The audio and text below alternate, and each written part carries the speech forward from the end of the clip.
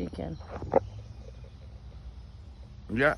Oh, yeah. Oh, you got me? Okay, what's up? We're doing an interview in Midland, Ontario. This is Chris here, How you and doing? he's going to tell you a little bit about his situation and what's going on. He lost a friend.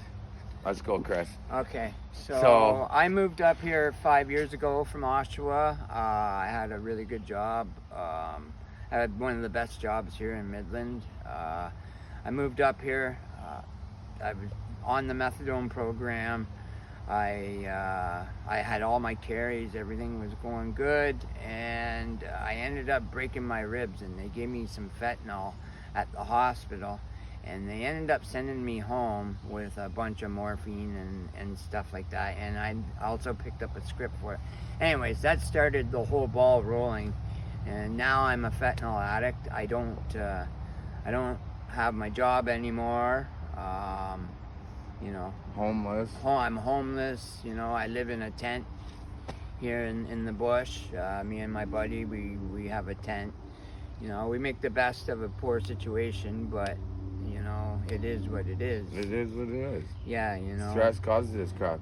Yeah. And then what happened to your friend that just passed away? They set him up with the bike and stuff? Yeah, so my friend and I, we were walking down the street, and it was like 2 in the morning, and we seen a relatively brand new motorcycle in front of an apartment building just sitting there running.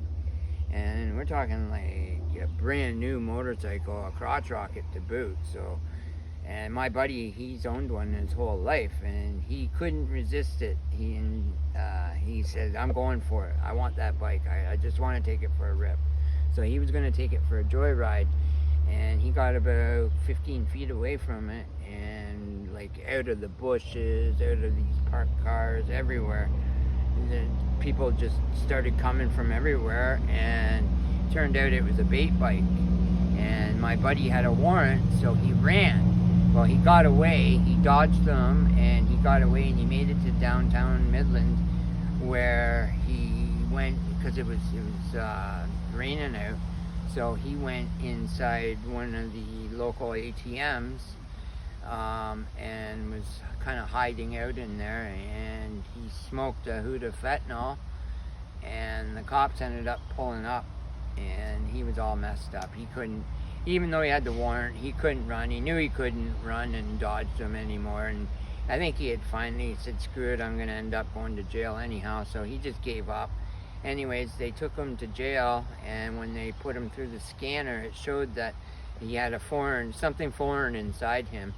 So they brought him back around to another cell, and they dry celled him, and 1 hour later he was found dead. He had quite a bit of fentanyl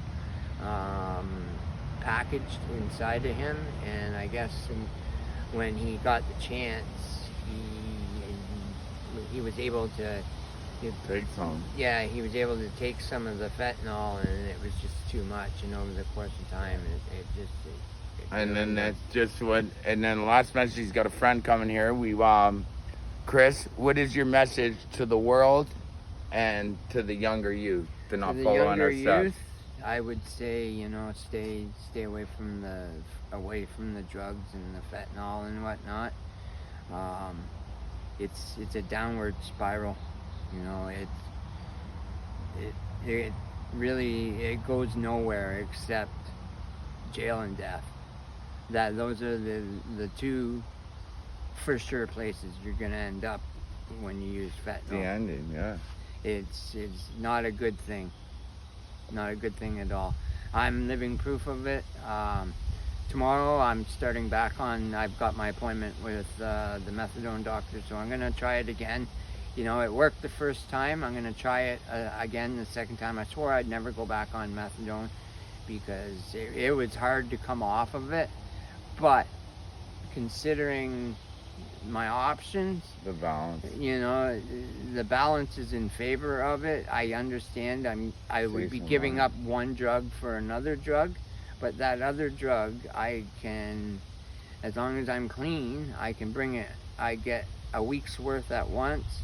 I'm able to get up and go to work every day, pay my bills, just be a normal, everyday working a male adult. And when you're on fentanyl, that's not the case. You know, you wake up and if you don't have that drug, you're sick. And when you're Not sick, a choice. there's no choice. You'll do what you got to do to feel better.